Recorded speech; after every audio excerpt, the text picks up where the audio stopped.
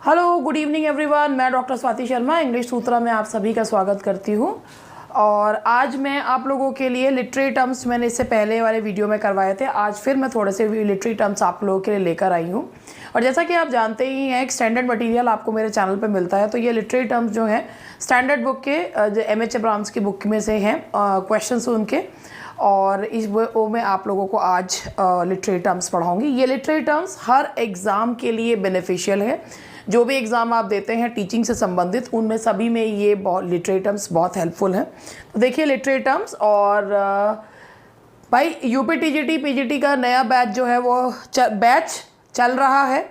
Those who wish to take admission they can call us on 7895937338।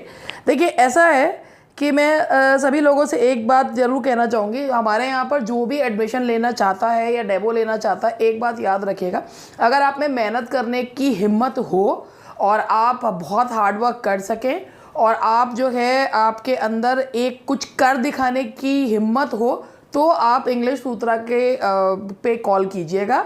और अगर आपको लगता है कि शॉर्टकट से या रट रटाकर हम कर लें, तो please English Sutra is not for you. तो चलिए जो है शुरू करते हैं। लिटरेरी टर्म्स में सबसे पहला जो क्वेश्चन है, मूड इज़। पहला क्वेश्चन है भाई लिटरेरी इसमें कि मूड होता क्या है। तो मूड क्या होता है, ये देखिए, मूड इज़ टेम्परामेंट, यानी कि किसी का जो किसी का कैसा बिहेवियर है। मेकिंग ऑफ द माइंड, कैसा इस समय जो है दिमाग कैसा है। An atmosphere created by a writer's diction and the details selected। एक एटमॉस्फेयर जो कि राइटर के लिखने की शैली से जो है वो क्रिएट किया जाता है। An atmosphere created by writer's personality and the dress code। Writer की पर्सनैलिटी से जो एटमॉस्फेयर क्रिएट किया। मूड वो होता है जो राइटर क्रिएट करता है अपनी लेखन शैली से, उसे कहते हैं। और जो वो डिटेल सेलेक्ट करता है, उससे हमें मूड के बारे में पता चलता है। तो मूड इज़ एक ऐसा एटमॉस्फेयर जो राइटर अपनी लेखन शैली से क्रिएट करता है। तो that is the answer is C. That is C है इसका answer. An atmosphere created by a writer's diction and the detail selected. अब मोटिव इज, मोटिव क्या होता है? मोटिव अगर आप जानते हो, देखा हो आप लोगों ने, पैटर्न्स होते हैं। जैसे मेहंदी के मोटिव्स बनाए जाते हैं, तो वही जो है कि एक जो है मोर का स्टाइल या मोटिव। मोटिव का मतलब होता है कोई रिपीटेड पैटर्न, कोई रिपीटेड चीज़। लिटरेचर में कोई रिपीटेड चीज़ जिसके माध्यम से कुछ बताने की कोशिश की जाती है। तो यहाँ पर ये देखिए, अ रिकरेंट इमेज, एक लगातार आने वाली इमेज, एक लगातार आने वाला आइडिया, और एक सिंबल जिससे थीम के बारे में पता चलता है, उसे क्या कहते हैं? That is known as motive. Motive एक ऐसा पैटर्न, एक ऐसी थीम, एक ऐसा सिंबल, अगर आपने उस सिंबल को देखा तो आपके दिमाग में ये चीज़ आ जाएगी कि हाँ आगे ये होने वाला है। फॉर एग्जाम्पल, अगर आप कोई भी चीज़, कुछ चीज़ें हमारे उससे जुड़ी भी होती हैं, जैसे स्टीरियोटाइप्स भी हम लोग कहते हैं, वो कुछ चीज़ें हमारे उससे जुड़ी भी रहती हैं, लेकिन पैटर्न है, कोई चीज़ है जो हमें पता चल जाता है कि आगे ये चीज़ होने वाली है, उसे क्या कहते हैं? That is known as motive. तो एक लगातार आने वाली इमेज, आइडिया या सिंबल, तो इसका भी आंसर है that is C. Now the next question is the motive which is adopted by Keats from folklore from La Belle Damson's Mercy is। Keats ने ये जो ला बेल डेमसांस मर्सी लिखी है, इट्स अ लिटरेरी बैलेड, जो कि Elon charter के द्वारा लिखी हुई 15वीं सेंचुरी की पोएम थी। ला बेले, ब्यूटीफुल वुमेन विदाउट मर्सी। और इसमें जो मोटिव उन्होंने यूज़ किया है कि एक young man who was cheated by a woman. तो इसमें a man fatally bewitched by a fairy lady, a woman fatally bewitched by a knight, a woman fatally bewitched by a lady knight, a man fatally bewitched by a fairy lady। तो ये आप जिन्होंने भी ला bell डेमसांस mercy पढ़ी होगी, कि जिसमें एक नाइट है जिसे एक जो है एक फेरी लेडी के द्वारा उसको बीविश किया जाता है, फिर बाद में उसे छोड़ दिया जाता है। तो ये एक फोकलोर है, एक जो है ये कहानी, एक लोक कथा है। तो इसमें ये वाला मोटिव जो है वो लिया गया है।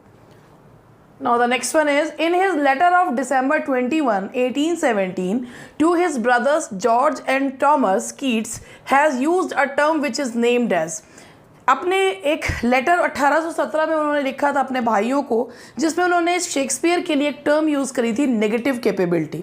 नेगेटिव कैपेबिलिटी मींस कि आर्टिस्टिक ब्यूटी को वहाँ तक ले जाना कि आगे जाकर इंटेलेक्चुअल कन्फ्यूज़न होता भी है तो भी उस पर कन्फ्यूज़न क्रिएट नहीं होता, that is known as negative capability.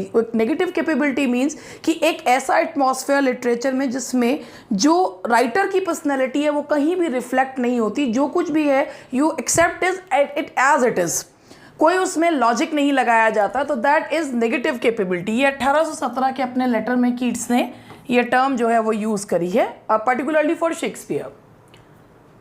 The act of inventing a word और फ्रेज इज नोन एज, जब कोई नया शब्द की कॉइनेज की जाती है तो उसको कहा क्या जाता है? जब एक नया शब्द बनाया जाता है तो उसे कहा जाता है नियोलॉजिज्म, दैट इज नियोलॉजिज्म। सिक्के बनाते हैं उसे मिंटिंग कहते हैं। The term for novel is from the Italian novella which literally means, जो ये नोवेला वर्ड है इसका लिटरली मीन क्या है? नॉवल वर्ड इटालियन नोवेला से ले गया, मगर नोवेला क्या है? An innovative idea, a new image, a new metaphor, a little new thing. देखिए नोवेला का मतलब होता है एक नई, छोटी सी नई चीज़, तो इसीलिए ये यहाँ से है a little new thing. In which book does E.M. Forster categorize characters into flat and round? Characters जो होते हैं, जो फ्लैट एंड राउंड कैरेक्टर का कॉन्सेप्ट E.M. फॉस्टर ने दिया है अपने नॉवल, अपनी book aspects of the novel में। Flat characters are those characters who do not change at all throughout the journey, and round characters are those that change 360 degree through in the course of their journey. तो जो round characters होते हैं वो change होते हैं, develop होते हैं, उनके अंदर उनकी पर्सनालिटी में चेंजेस होते हैं, मगर जो फ्लैट कैरेक्टर्स होते हैं वो जैसे शुरू में होते हैं वैसे ही अंत तक रहते हैं। चार्ल्स डिकेंस के नॉवेल्स को फ्लैट कैरेक्टर्स की कैटेगरी में रखा जाता है, तो ये इन्होंने जो किया है that is aspects of the novel. Thomas Nash, The Unfortunate Traveler or The Life of Jack Wilton is unfortunate traveller और the life of Jack Wilton, ये एलिजाबेथन एज में लिखा गया नावल है नैश के द्वारा, जो कि one of the university wits थे। ये नावल जो है ये पहला पिकारेस्क नावल कहलाता है। हालांकि उस समय तक नावल का कोई स्वरूप नहीं बना था, but this is considered first picaresque novel. Picaresque, picaro word Spanish word से लिया गया, जिसका मतलब होता है द जर्नी ऑफ अ रग, द एडवेंचर्स ऑफ अ रग। तो ये पहला पिकारेस्क नावल जो है वो माना जाता है, तो that is a picaresque novel. A picaresque novel. The presentation of the lives of the working class becomes the theme of. Novels जो होते हैं जो मध्यम वर्ग को बताते हैं उन्हें जो है वो बॉर्जेस नॉवेल्स कहा जाता है, जिसमें वर्किंग क्लास के बारे में बताया जाता है, जैसे ग्रेप्स ऑफ रेथ है। और तो वो नॉवेल्स किस कैटेगरी में आते हैं? इन नॉवेल्स को कहा जाता है जिसमें वर्किंग क्लास के बारे में बताया जाता है, दैट इज प्रोलिटेरियन नॉवेल्स। ये होते हैं प्रोलिटेरियन novels. A work of fiction which is shorter than novel but longer than a short story is, एक ऐसा वर्क जो नॉवल से छोटा है, शॉर्ट स्टोरी से बड़ा है, उसे क्या कहते हैं? That is known as novelette. Novelette जो है वो इन्हें कहा जाता है। तो ये 10 क्वेश्चन थे। अभी आगे के क्वेश्चन पे बढ़ने से पहले मैं आप लोगों से एक कहूँगी कि जो भी आप लोग जिस भी एग्ज़ाम की तैयारी करते हैं, लग के तैयारी करिए, मेहनत करिए और शॉर्टकट्स मत ढूंढिए। आजकल लोगों के शॉर्टकट्स के क्वेश्चन से मुझे बड़ी खीज होती है कि एक चीज़ सिंपल सा मैं आप लोगों को बताना चाहूँगी कि मेरा जो चैनल है वो आप लोगों के लिए क्वालिटी कंटेंट आपको देती हूँ। अब ये क्वालिटी कंटेंट आप खुद सोचिए, अगर मैं मार्केट में अवेलेबल 2 किताबों से क्या ये कंटेंट आपको दे सकती हूँ? जिस रूम में मैं खड़ी हूँ वहाँ पर चारों तरफ अलमारियाँ हैं और उनमें सारी अलमारियों में बुक्स भरी हुई हैं। मैं उनमें से कंटेंट छांटती हूँ और बताती हूँ। जब मैं यूट्यूब पे फ्री मटेरियल देने के लिए अपनी इतनी सारी बुक्स को यूज़ करती हूँ, तो आप सोचिए एक अदद नौकरी पाने के लिए एक इंसान सिर्फ एक किताब खरीद के या कोई शॉर्टकट अपना के कोई कैसे जो है वो इतनी बेहतरीन चीज़ को पा सकता है। तो शॉर्टकट्स मत ढूंढिए, शॉर्टकट्स आपको सक्सेस तक नहीं ले जा सकते, कुछ देर के लिए शायद आपको मानसिक संतुष्टि दे सकते हैं, बट लॉन्ग जो टर्म के गोल्स होते हैं वो सेटिस्फाई नहीं हो सकते। तो अगर आप कुछ करना चाहते हैं तो बहुत सारी चीज़ें आपके पास हैं। आपके जो आप लोग फ़ोन यूज़ करते हैं तो ऑब्वियसली आपके पास इंटरनेट है।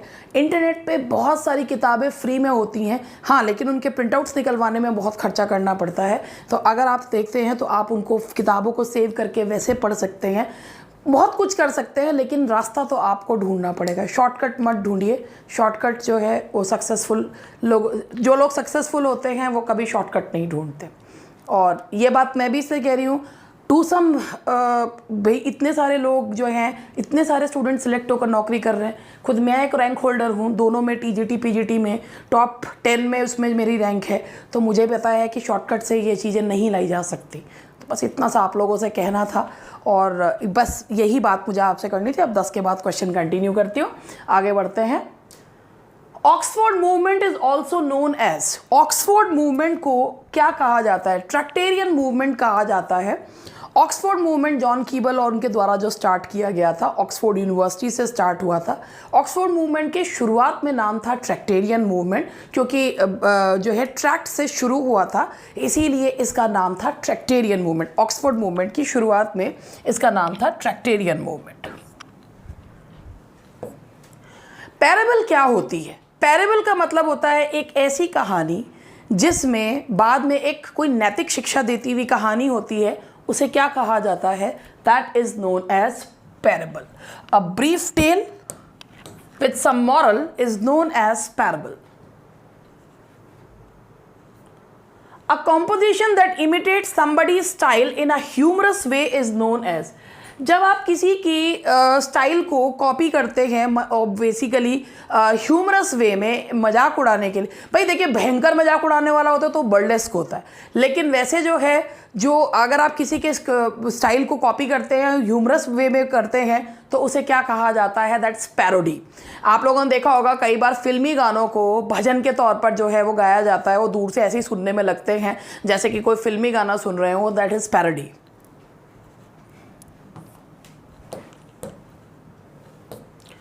Bucolic, eclogue and pastoral reveal. Bucolic, eclogue and pastorals क्या होते हैं? जो ये वो होते हैं जो रस्टिक लाइफ यानी कि गांव की पृष्ठभूमि, गांव के बारे में बताते हैं, उसे कहा जाता है, वो तीनों ब्यूकॉलिक, एक्लॉग्स एंड पेस्टोरल्स, ये सारे के सारे रस्टिक लाइफ के बारे में बताते हैं।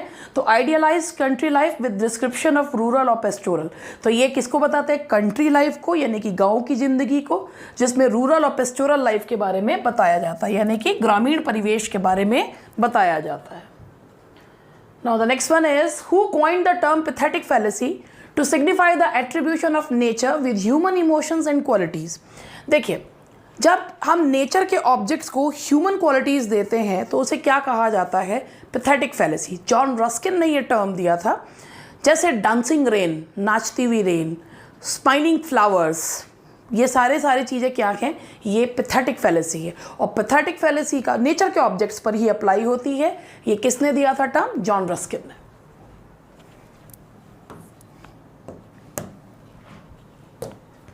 The one red leaf, the last of its clan, that dances as often as dance it can. This excerpt is from Coleridge's Christabel. This is the best instance of. तो एक लाल पत्ती, the last of its clan, जो अपने झुंड में अकेली ही बची, that dances as often as dance it can, जो अक्सर डांस करती थी। तो पत्ती जो डांस करना, नेचर के ऑब्जेक्ट को डांस करता हुआ बताया है, तो ये क्या है? That is pathetic fallacy. To use another person's thoughts writing as one's own is known as. किसी और के विचारों को, किसी और की राइटिंग को खुद का बना के लिख लेना, उसे प्लेगियरिज्म कहते हैं। प्लेगियरिज्म का आरोप शेक्सपियर पे लगाया था ग्रीन ने, जब उन्होंने जो है उन्हें ग्रोट्स वर्थ ऑफ विट कहा था। और जो है ये आरोप उन पे इसलिए लगाया था क्योंकि ये उनका ये कहना था कि वो सारे जो यूनिवर्सिटी विट्स हैं उनके वर्क्स को जो है वो चुरा लेते हैं। शेक्सपियर पे गाहे बेगाहे प्लेगियरिज्म के आरोप लगते रहते थे। कितने सच हैं कितने झूठ वो तो नहीं जानते, लेकिन प्लेगियरिज्म मतलब होता है literary theft, so that is plagiarism.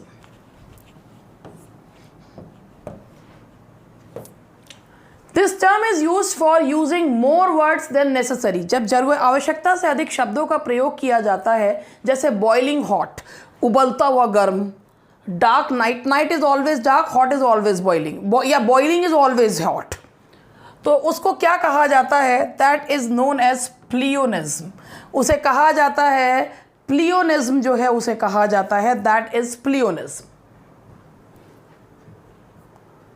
Poetic licence is, poetic licence का मतलब होता है जब कोई राइटर अपने डिक्शन में, प्रोनाउंसिएशन में अपने हिसाब से छूट लेता है तो उसे पोइटिक लाइसेंस कहा जाता है।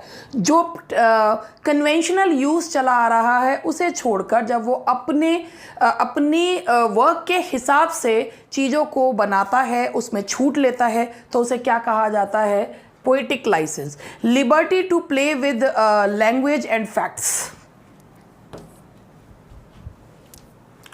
In it, conjunctions are used, but commas are not used to separate the items. Its example is and soon it lightly dipped and rose and sank and dipped again.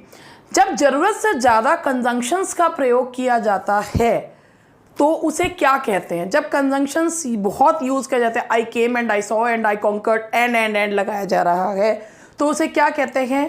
पॉलीसिंडिटन। इसका opposite होता है एसिंडिटन, और जब बहुत ज़्यादा कंजंक्शंस यूज़ करते हैं तो that is known as polysyndeton. Poly means बहुत सारे, सिंडिटन कंजंक्शन, पॉलीसिंडिटन यानी कि बहुत सारे कंजंक्शंस का प्रयोग। इसका ऑपोजिट होता है एसिंडिटन, यानी कि जहाँ कंजंक्शंस को यूज़ नहीं किया जाता। तो दैट्स ऑल फॉर टुडे, बस आज इतना ही करा रही हूँ, बाकी का करेंगे नेक्स्ट क्लास में। Bye bye and take care.